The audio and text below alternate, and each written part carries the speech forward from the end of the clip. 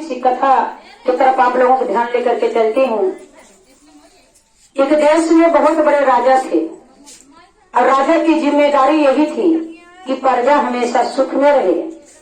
दुख अगर आता था तो राजा के आंखों में आंसू आ जाता। किसी प्रजा के ऊपर अगर दुख आता था तो राजा की आंखों में आंसू आ जाता था और उस दुख को दूर करने के लिए राजा अपना सब कुछ लगा देता था। उसको दवा, इलाज, दुआ सब कुछ कराता था कि कितने जल्दी मेरा प्रजा सुख में हो जाए। लेकिन राजा के पास कोई औलाद नहीं था, प्रजा ही उसकी औलाद थी। एक दिन राजा और रानी दोनों लोग सोच रहे हैं कि समय तो बीत रहा है, अभी हमारी प्रजा हमारे हुक्म का पालन कर रहे हैं और हमारा राजपाट देखने वाला कोई नहीं है। क्यों न ऐसा करें कि समय से पहले जितनी हमारी धन दौलत संपत्ति है सब प्रजा को दान में कर दे। न रहने के बाद कहीं ऐसा ना हो जाए कि हमारे प्रजा आपस में लड़ाइयां लड़ने लगे।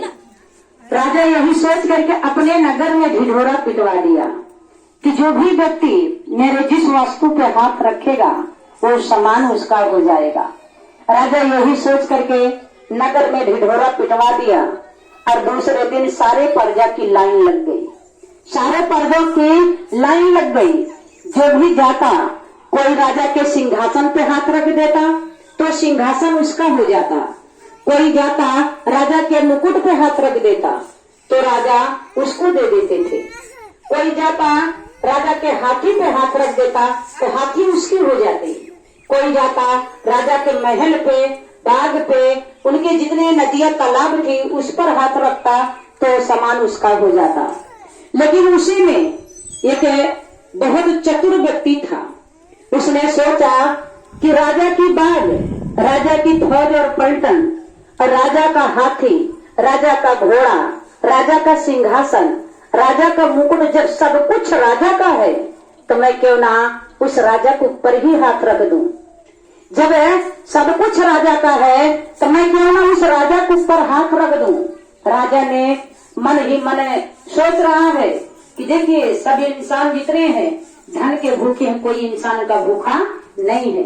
और वह व्यक्ति यही सोच करके कि जब राजा का बाग, हाथी, घोड़ा, फौज, पलटन सब है तो राजा के ऊपर हाथ रख दूंगा तो राजा का जितना सामान है सब मेरा हो जाएगा।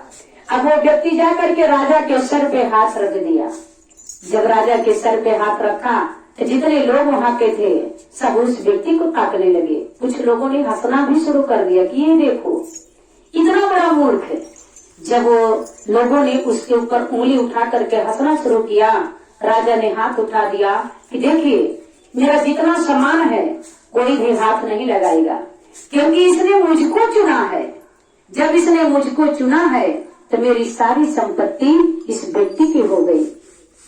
उसी तरीके से हमारे गुरु हैं, हम धरती उनकी ले रहे हैं, हम आसमान भी उनके टहल रहे हैं, हम धूप उनके महादेव के ले रहे हैं, चंद्रमा सूर्य का प्रकाश हम ले रहे हैं, हवाएं का आनंद हम ले रहे हैं। तो सोचिए जब इन्हीं से हमें सब कुछ मिला है तो जब हम अपने देवादिदेव महादेव शिव गुरु के हम चुनेंगे तो कितना आनंद हमें आपको मिलेगा। हम तो बिन बताए और बिन मांगे ये हमें आपको सब कुछ दे देते हैं। बिन कहे बिन बताए सब कुछ हमें ये देते हैं। लेकिन हम अपना मन अगर इन्हें अर्पित कर दें तो मेरे भाई बहन हमारे साहब यही कहते थे कि मन का ही खेला है, मन से बड़ा और कोई कुछ नहीं है।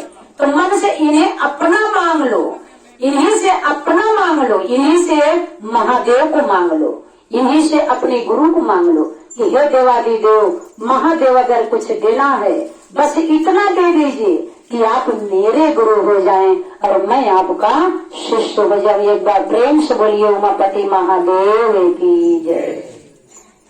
तो मेरे भाई बहन